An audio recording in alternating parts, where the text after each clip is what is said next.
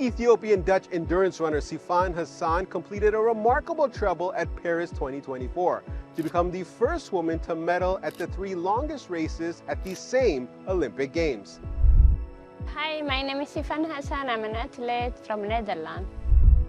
From refugee to 6-time Olympic medalist, Sifan's incredible achievements have made her a global role model for boys and girls interested in track and field. The Olympic marathon record holder was in Qatar to launch the women's track and field program and develop national female athletes.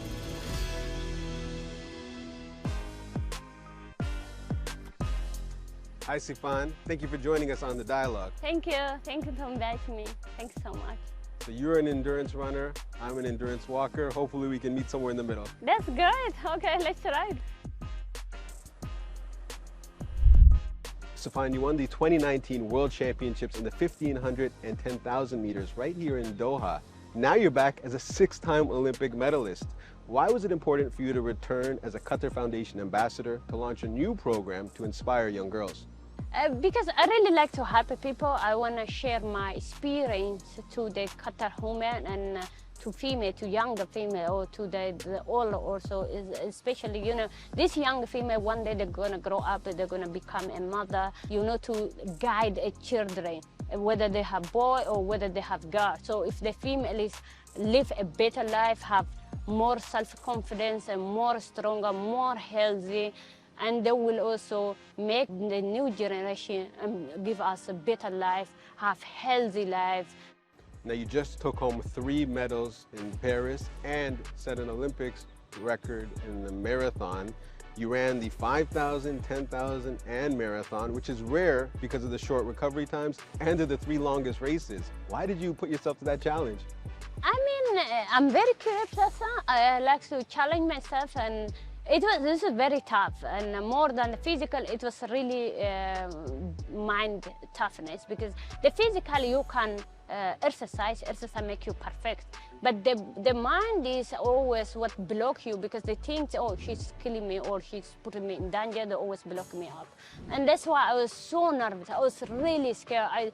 Single time I tell myself, why I'm doing this, that's no good idea. I make the biggest mistake of my life. I shouldn't done. I should only choose the marathon. I was so tired. I'll do my best, but I really was like, okay, this is the situation. I put myself, I have to deal with it. I have to try to save as energy as possible. And the next day when in the marathon, I remember I told myself, I'm just an idiot. Why I did this and why I put myself in this. I remember the last 10 meters, I was really get dizzy. I was feeling dizzy, but I told myself, oh, breathe well, just try to, because I thought I'm gonna fall down. I was like, breathe well, just cross the line. After cross the line, I can't tell you, for 2 days, I couldn't believe.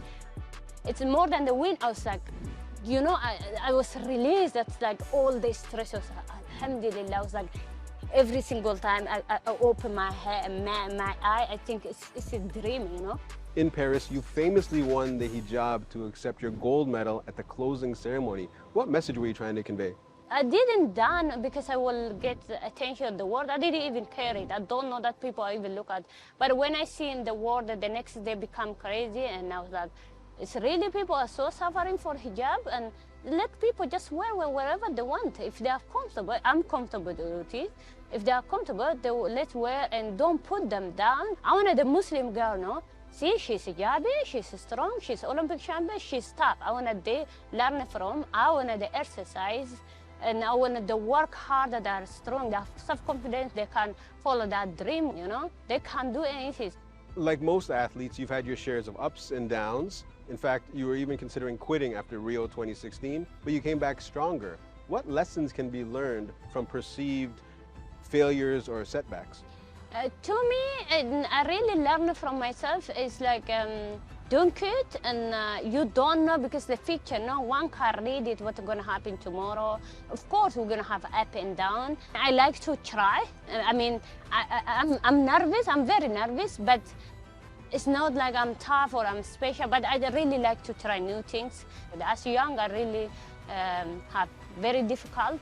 When I get for failure to move forward, I have really difficult, but as I get older, and I understand that's part of life, whether you are an athlete or whether you are a student or you are a worker or you are anything. Like you're gonna have hard time and challenging time and failure time. But I think the people who have more failure are more success if they accept it, if they learn from it, if they move forward.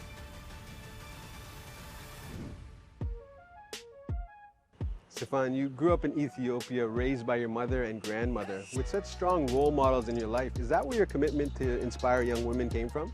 Yeah, I think I really have a very, very strong mother, and my grandmother also. She's very tough, and my mother is like, I can't explain to you how tough she is.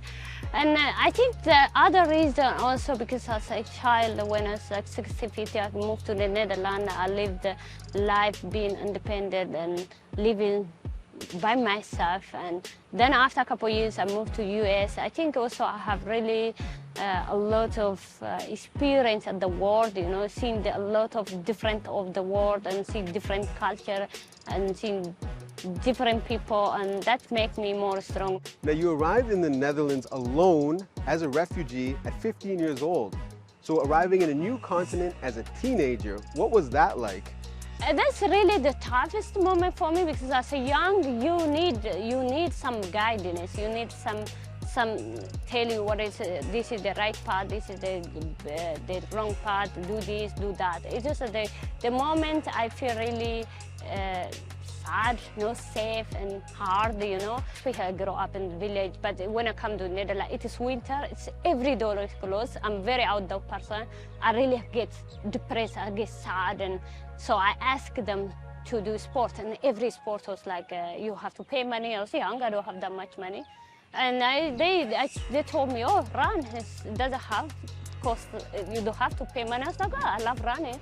And I went to the club, and they was like, oh, you get great talent, but I used to run in Ethiopia, but it's not like, I know I'm going to become Olympic champion or whatever, but I really loved from my childhood. Now, you're a 6-time Olympic champion. After having won more Olympic medals than you could possibly dream of, what's next for Sifan Hassan? I'm so grateful. It is amazing success I had as an athlete, but my next is like, I'm just new for marathon. I just only did four marathon. I just want to challenge myself with the marathon. I want to see how fast I can run marathon, and every marathon for me is different. Didn't see anything. It's always like scary. It's always challenging me. So I think maybe this marathon is like pain, and maybe I'm addicted to the pain also.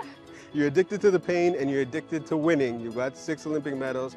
Thank you for joining us on The Dialogue, Sifan. Thank you so much, and I'm happy to be with you guys.